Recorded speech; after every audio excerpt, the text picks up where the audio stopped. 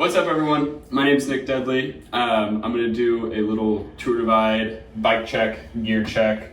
I did this on sort of a somewhat retro, somewhat budget build that, I don't know, it was cool to see people both on the route and online get excited about, and a lot of people encouraged me to do this.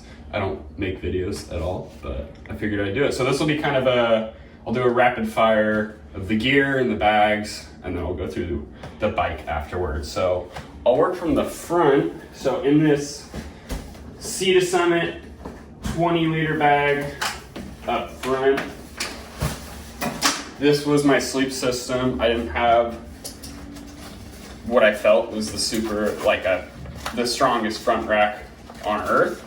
So I tried to keep things light up front and just kept sort of bulkier things up there.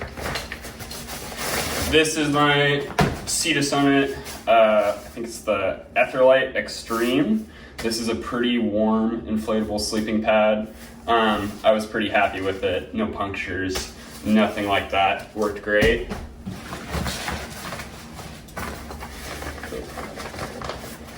Also, Sea to Summit, just inflatable pillow.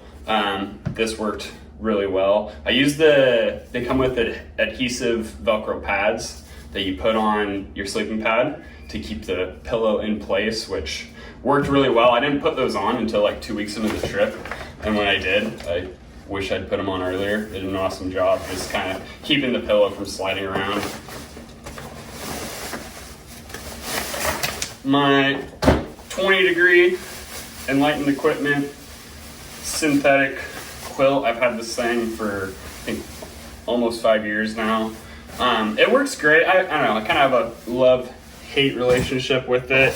It's definitely not good for far below freezing in my experience, and also seems like almost like sponge-like, the way it just really wants to collect moisture overnight, even kind of more than my tent. But I'm pretty happy with it. It did great on the Divide. I was never really cold for the most part. Yeah, it did a good job. It's just bulky is all. Like the 20-liter bag up front, if I had a smaller bag, I could definitely have a more compact, more aerodynamic kind of sleep system in the front of the bike.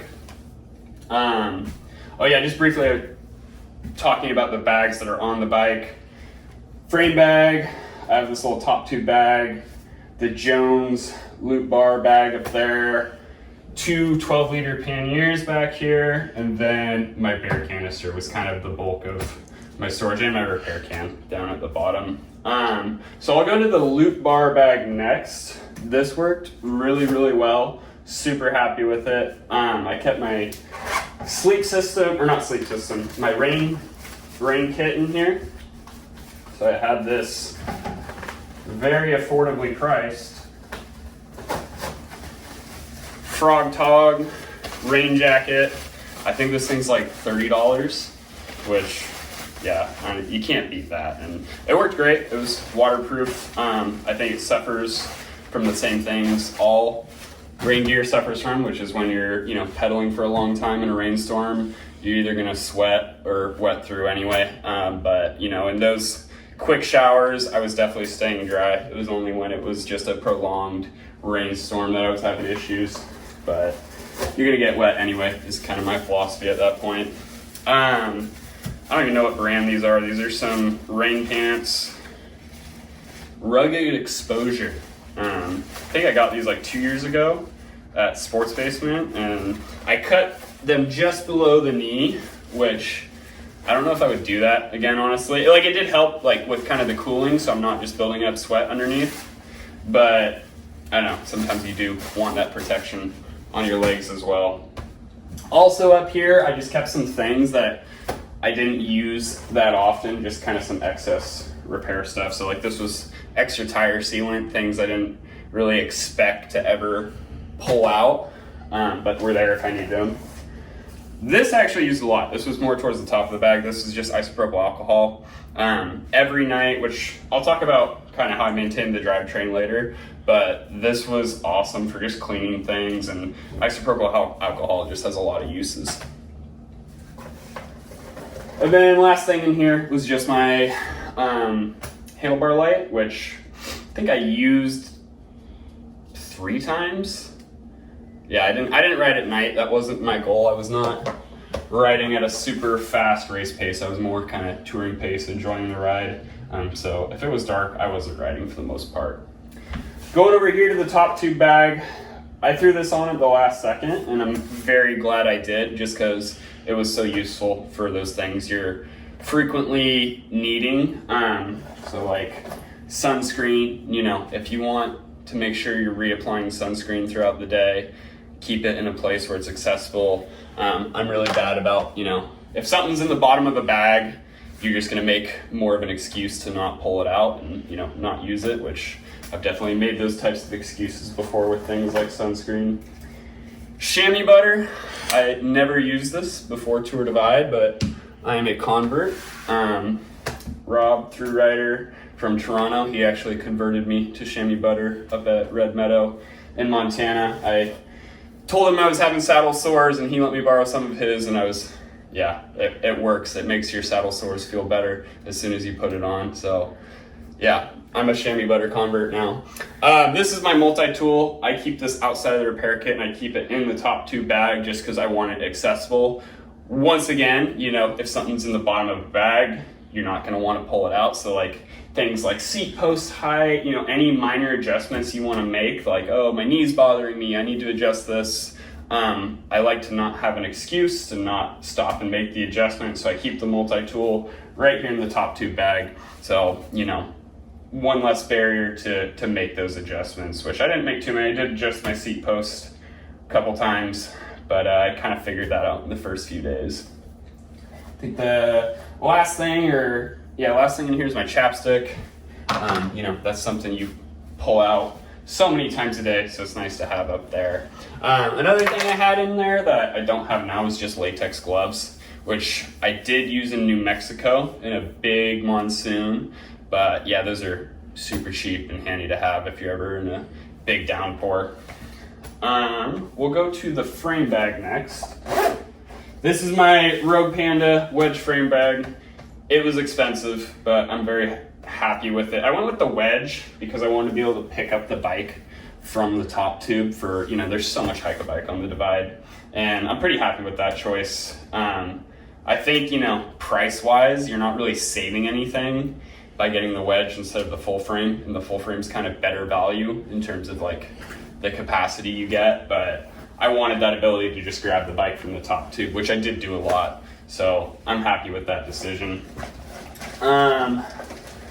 Lots of water storage in here, so I had 2 of these 2-liter Evernew bladders, which I'm very happy with. You know, they connect to a Sawyer, a platypus, whatever you're using. They worked great. I kept one as like my dirty bag, and one is my clean bag that I would just like fill up if I felt I needed the extra water capacity. I'll just talk about my water real quick. So I had these 2 2-liter bags. I had 3 of these 48-ounce Nalgene's. I used the Arundel Looney Bin cages, so I had 2 on the fork there, and then 1 here along the seat tube. I'm pretty happy with how I did that. So I had 9 liters total. I also had a half-liter just sport bottle there, so I could always drink while I'm riding and not have to stop and open up a Nalgene, and then I would just decant from the Nalgene or these bags into the bag, and that was like my main drinking bottle. I don't have it on there now because it was really nasty after the Divide. It had like mold in the bottom and stuff, so I threw it away. I'd had it since college. It ran its course, but I had 9 liters of water capacity. Very like comfortable with that. I had more than enough water, and there were times where I, you know, filled up all 9 liters, but I never needed 9 liters at even like the biggest water pushes, you know, like kind of, what is it? After Pie Town, I think is one of the bigger water pushes, and I could have gotten away with 7, but it's nice to have the extra capacity, especially, you know, I'm cooking on this trip, so cooking uses a lot more water. I also just drink a lot of water, and I've done it before, you know, where you're rationing water at night when you're going to bed. I hate that feeling. I don't like doing it. I'd rather go slower and have the extra water weight throughout the day. Extra volet straps. I actually have these wrapped around the front rack here, just because you don't need to have them in your frame bag. Just wrap them around your bike somewhere. but you can never have enough little lace straps. Charging stuff. So tech-wise, I just had my Garmin watch for navigation, and then I had my phone for ride with GPS. I did not have a head unit or anything. And then in here I have a little 10,000 milliamp portable power pack. So I don't know, people always talk about in the Divide how they're like fighting for outlets and always needing to charge things, which I definitely had moments of that, but when you bring less electronics, you just don't really struggle with needing charging all the time. And I didn't struggle, my phone, I really could have gotten, and I've talked to people about this, like I could have gotten away without having a power pack at all, I think. But it's definitely good insurance to have, and yeah, just something to keep in mind. The less electronics you bring, the less you're going to be fighting for power as a resource. Headlamp in here, I would use this at camp. I don't think I used it all that much. I don't think I ever went through a full battery of it. I would just, probably run it for 15 minutes a night, just like in my tent and stuff, which it just didn't use it that much, but good to have. And then this is my water filter. I've been a Sawyer guy for like 5-6 years. It's all I've used. And then when I was in Pinedale, the guy at the camp store was like, oh, you should try the platypus one, and it's $10 cheaper. And I'm actually pretty happy with it. Basically the same thing as the Sawyer in my eyes, but it was $10 cheaper. So that is the frame bag. I'll go to the repair kit next. I don't have everything here in the repair kit because in New Mexico, I had this same exact repair kit, but this portion here, so it's got like this detachable portion, fell off right before Pie Town, and I never recovered it, which was a bummer. I had probably like, I don't know, $50 worth of stuff in it at least. I had extra cool stock brake pads, just like chain breaker, valve cores, a lot of the smaller things is what I would keep in the top portion. But yeah, like right before Pie Town, I looked down and it was gone. So yeah, I lost my bacon strips, a lot of those important repair items, but I was fine. So yeah, bacon strips in here, extra chain links, a chain breaker, just kind of basic stuff. Then in this portion of the repair kit, I ordered a new one of these if I didn't say that. So I lost the top portion on the Divide, and then as soon as I got home, I ordered another one of these Z-FAL repair containers. They're like $15 on eBay or something. Really handy. And I like keeping the repair stuff down by the bottom bracket because it does get heavy. For chain lube, I was using the Silka Super Secret drip-on stuff, which worked pretty good. I saw a lot of people using it, and we all seemed like we were having good results with it. The thing with this stuff is you need to, first of all, do all the faff of degreasing your drivetrain before you convert to wax. And then when you're on the Divide, you're putting this on at night. So you're putting it on at night when you go to bed, and then you wake up in the morning. The alcohol water solution that kind of suspends the wax in liquid, that evaporates overnight, and then you end up with a nice kind of solid wax coating on your chain in the morning. I had good luck with it. I'm using, which I'll talk about later, I'm using 8-speed chains, which are kind of notorious for being garbage chains. They're just basically mild steel. They don't have any plating or a lot of the new kind of technology that's in chains now that, really help them last a long time. So I started with 2 chains that were not brand new. I burnt through both of them pretty quick.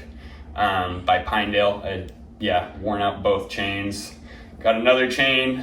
It wasn't worn out by Salida, but it was gonna be worn out by the time I got to the border, so I replaced it there.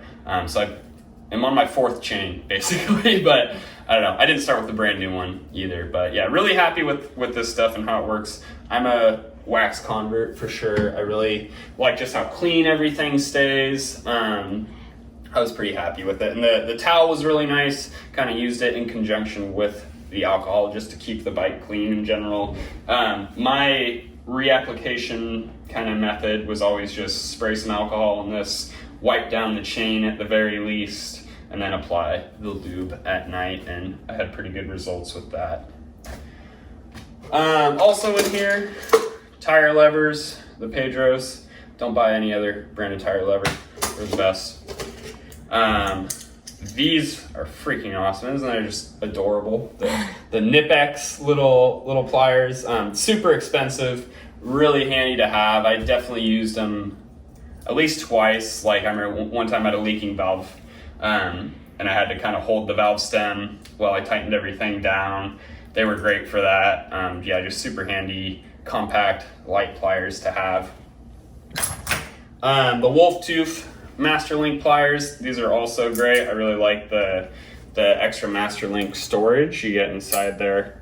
Yeah, those are nice for, I did boil my chain a couple times to give it a deeper clean, so I would take the chain off and boil water and just flush everything out of the chain, which is nice. So having a good pair of Master Link pliers is good for taking the chain on and off. Not much to say here, but I did go the bear can route. I didn't want to bother with hanging food, and it didn't seem like a lot of people on the divide did either. Yeah, people just, the thing with bear hangs is, you know, that's just one more chore you have to do every night. There's not always trees that work for hanging your food. I didn't ever want to be in that situation, so I brought the bear can, and I was really happy with it. I just kept, I mean, obviously it's like basically empty now, but I do have some things in here from the divide, like spoon, little collapsible bowl that I ate my meals out of, and like toiletries and stuff. Like, I was definitely doing all the right things to be bear aware up in Montana, British Columbia, you know, true grizzly country. Just, I didn't want to take chances, and I think it's, you know, it's good to do those things. You know, if you're not being bear safe, bear smart, you're not just putting yourselves at risk, you're putting others at risk. And you're putting the bears at risk, which isn't cool. So be bear aware. The panniers here, so like I said, these are two kind of budget 12-liter panniers, but they work pretty good. So this one on the right side was mainly clothes. This is definitely my heavier pannier. I initially was trying to balance out the weight of the panniers, but I'll talk about why that did not work out in a second. On my stove, I have the Jet Boil. Very happy with this. I've had this for years. I'm kind of more of a, I mean, I rode bikes before I got into bike packing, but I was more of a kind of backpacker, converted to a bike packer. So the Jet Boil I've been, you know, using for years. I really like it. Boils water super fast. I don't think there's really a better option if you're trying to be efficient with fuel. And, you know, if you're being efficient with fuel, you're not carrying an extra fuel can. That saves weight, that saves space. Lots of videos and information on the Jet Boil. It's been around a long time. I really like it though. My down jacket here, I have just like a Cotopaxi down. It's got a lot of use. I've had to send it in to get repaired before. But it worked great, kept me warm. I wish it was a little tighter fitting on me. You know, I'm pretty skinny and lanky and feels a little loose on the sleeves sometimes, but I've had it a long time and it works good. It keeps me warm. The Showers Pass, they're just kind of like the Showers Pass regular pants. They're not like a true rain pant, but they are like a little water resistant. They kept me warm at night, that's for sure, but I didn't wear them too much. I think I actually sent them home in Salida, but they worked pretty good. I'm not sure if I would I guess I would bring them again. They were my only full-length pants, so that's kind of what I use them for. They were more of a PJ than anything for me. This, I kind of, yeah. I mean, there was nights I wore this, and it helped to keep me warm. It's the Pearl Izumi kind of synthetic mid-layer.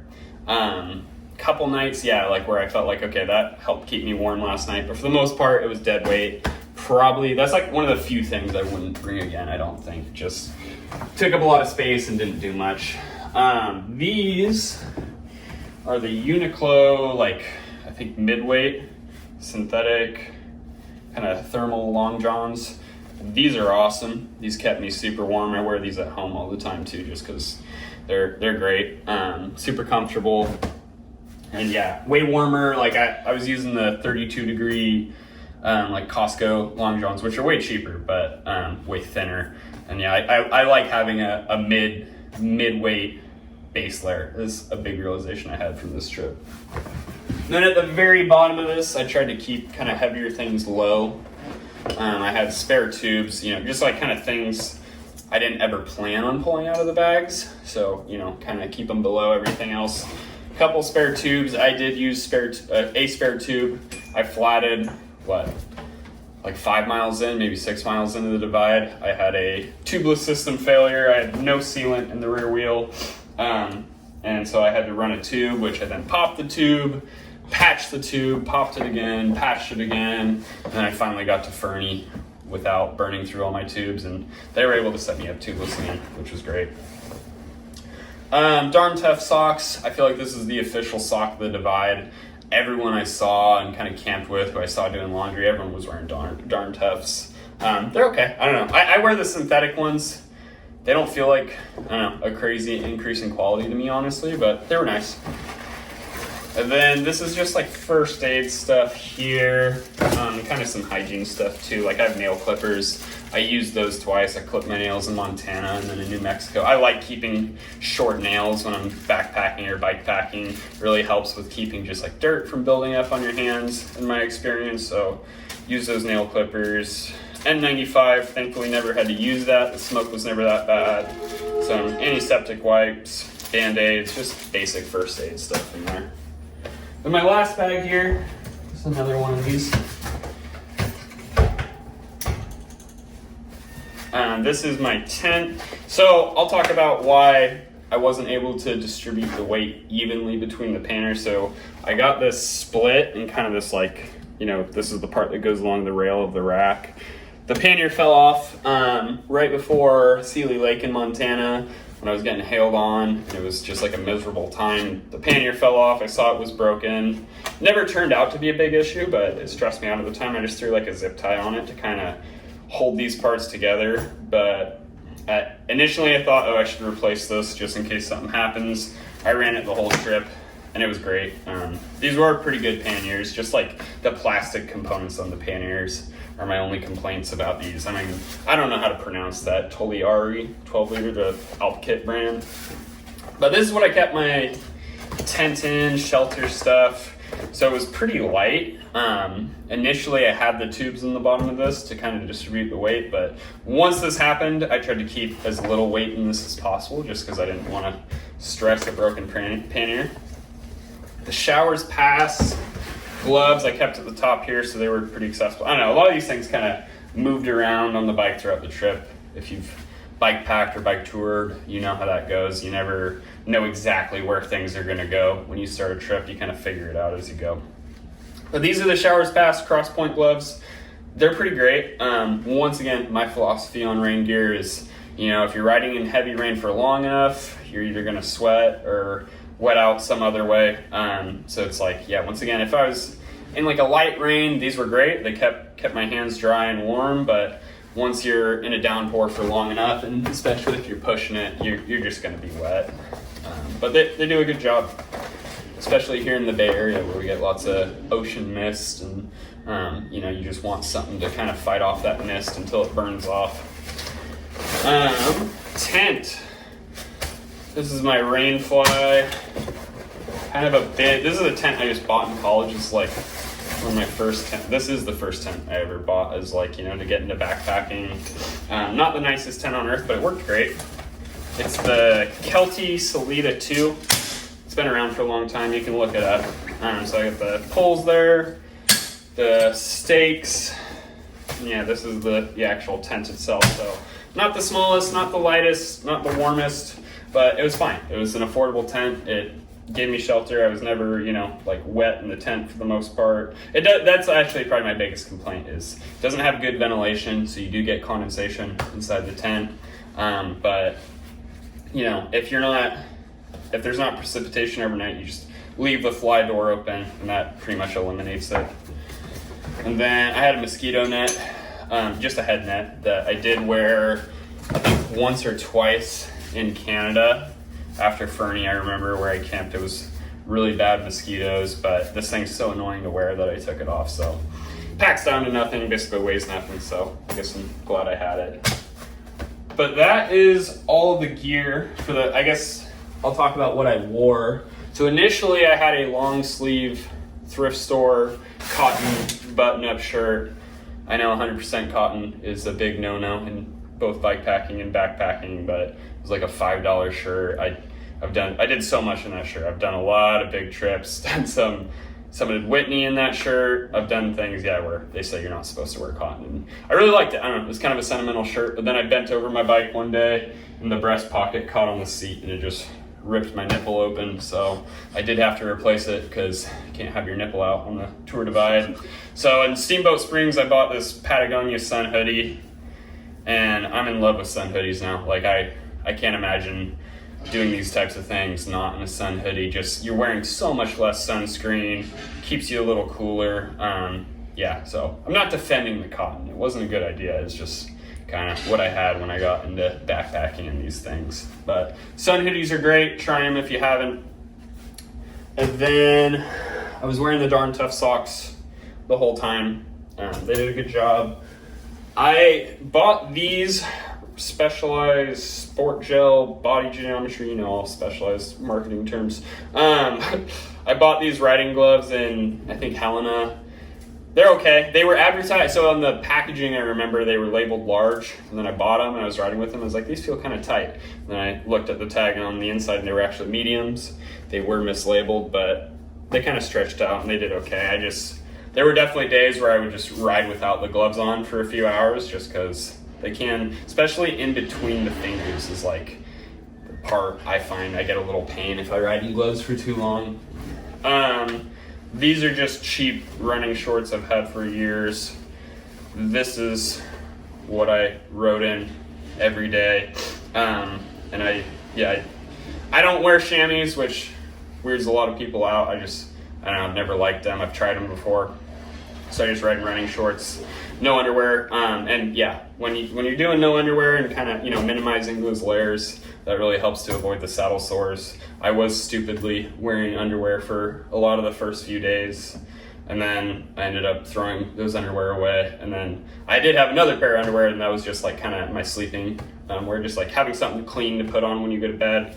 That's important to prevent those saddle sores, but those were great. And then shoes, I just wore these Crocs. They do an awesome job really biting into the pegs of the pedals. They keep your feet cool. If it rained and it was like a warm, especially in New Mexico, you get a lot of those like warm rains where it's just a monsoon that's passing really quick. I would just take my socks off to keep my socks dry, and then I'd put them back on once my feet were dry, and that worked awesome. There was, I think, once or twice that I put like grocery bags or some sort of vapor barrier on my feet in Montana just because the rain up there is cold. It's not like the warm rains in New Mexico. But really happy with the Crocs. They worked great for hike a bike and stuff too. And when you're in camp at night, there's nothing better than those to wear. All right, let's talk about the bike now. Kind of starting from the bottom up, I'll start with tires. On the back, I have a Ultra Dynamico 2.2 or 2.3. I forget what they call it. And then in the front, I have the Maxxis Minion 2.3. This is definitely more of like a downhill tire, but it was basically my only option when I needed a tire in Salida.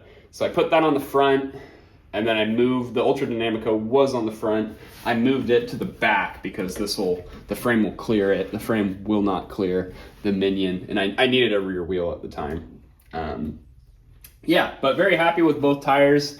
I was initially bummed when I put the Minion in the front because I was like, oh, this is going to be slow, but it was really comfortable in the descents, and it just kind of ate chunk a little better than the Ultra Dynamico.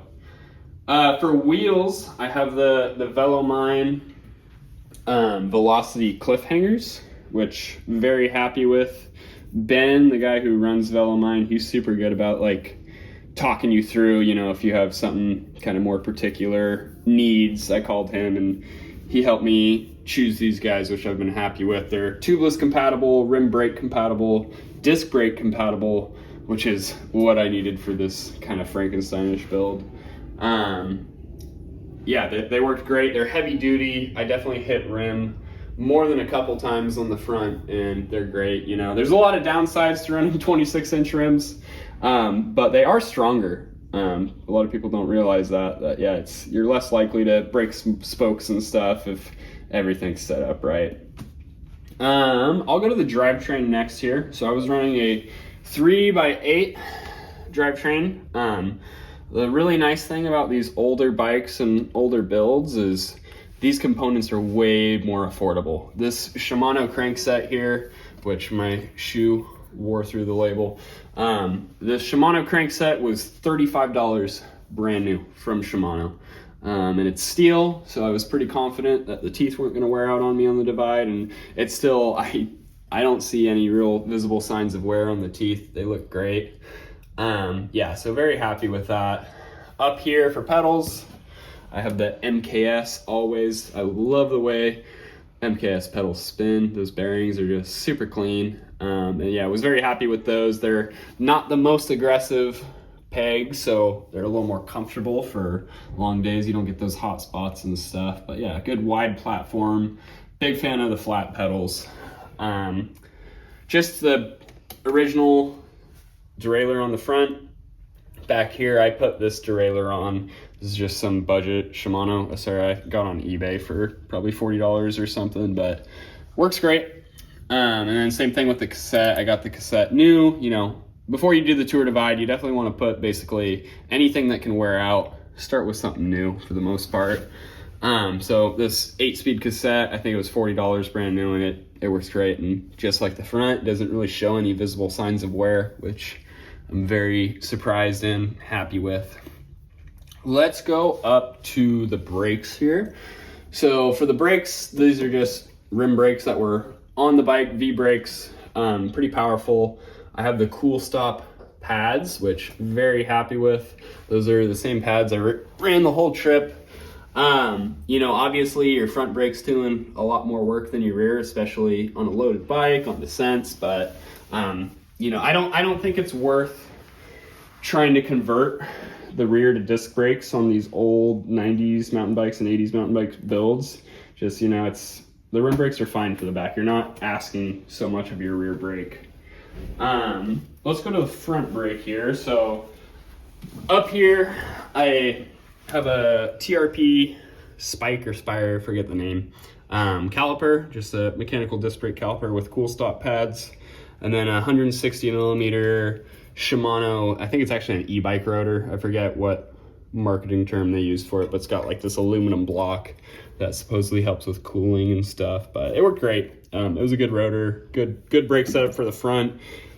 Definitely felt having more power in the front, and it was more than enough braking overall for my bike. Let's talk about the racks now. So back here I have this tubeless stainless steel rack. It was not cheap, but this is a rack I hope and plan to use for a long time, whether it be on this bike or another. I think, you know, steel or stainless steel is the way to go for something like Tour Divide, just because you don't want, you know, aluminum's soft, it wears through, it's not as hardy. This is definitely heavy, but I'd rather be overbuilt and heavy and bomb-proof. So up here, I have the Soma Demi Porteur. This is an aluminum rack. This is a commuter rack. You know, like I said, with this bike, I wasn't planning on doing Tour Divide when I bought the bike, and I was just kind of doing more of a commuter, overnighter bike packing build. And yeah, this is my commuting rack right here. I use that every day for going to work, and yeah, it worked great for the Divide. It's definitely got a more shallow bracing angle here, so I wasn't gonna load it up super hard. I just put like my sleep system up here, as you saw, and it worked great for that. I never had any issues with it, and pretty happy with it. It's expensive, which I don't know why all front racks are kind of stupid expensive. I guess we'll talk about kind of the last few things here. So saddle, I have a WTB Volt. This was just on the bike when I bought it. I like WTB saddles. My other bike has my last couple bikes have all had WTB saddles, and they're great, comfortable. Just a old aluminum seat post. That was all original. And then go to the cockpit here. I got the Jones handlebars, really like them. I like the back sweep. I like the thicker, chunky grips. The grips have definitely showing some signs of wear. I might go with the foam grips that Jones offers next time, but I was very happy and comfortable on these.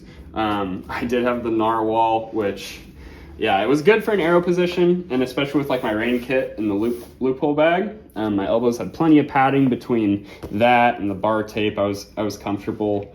And yeah, it's a really light, nice aero position. I didn't want to buy aero bars because I honestly never plan on using aero bars again. And I'm never planning on using the narwhal again either. It's really ugly on the bike. Unfortunately, it doesn't look good. You know, a lot of people were asking me about it, and it's just, I don't know, we would all kind of joke that it makes people uncomfortable when you ride by, especially women. But yeah, I don't plan on riding with it again. I'll probably sell it or something. Yeah, just having all these hand positions with the Jones bars was really nice. You know, I used this one a lot, kind of stretch out your hands here so you don't have all that pressure just on the palms of your hands that, you know, that could be a problem when you're riding. Components up here, these are the Micro Shift 8-speed shifters. Super happy with those. I saw lots of people have issues with index shifting, cable-driven index shifting on the trip, and I know it kind of reassured my decision to go with the friction shifters, which I did. I made this decision before I was considering doing Tour Divide, but I like, you know, simple, time-tested things that just work. You know, I was really happy with how these performed. The only thing I ever had to do mechanical wise, besides those tire issues, like my tubeless system failure, I had to readjust this cable once, and I think that was basically it I had to do for mechanicals. It wasn't shifting, and they just readjusted it, and it was fine after that. But yeah, I think that is basically it. The one thing I'm saying I didn't talk about was just this little pump. This is just a pump I bought in Fernie, just as an emergency pump. It worked great. High capacity, that was a mistake I made. I brought just a super small, like, emergency pump, and it wasn't enough to really inflate my tube, so don't bring a small pump. But yeah, that is it. Thank you guys for tuning in, and thank you for watching.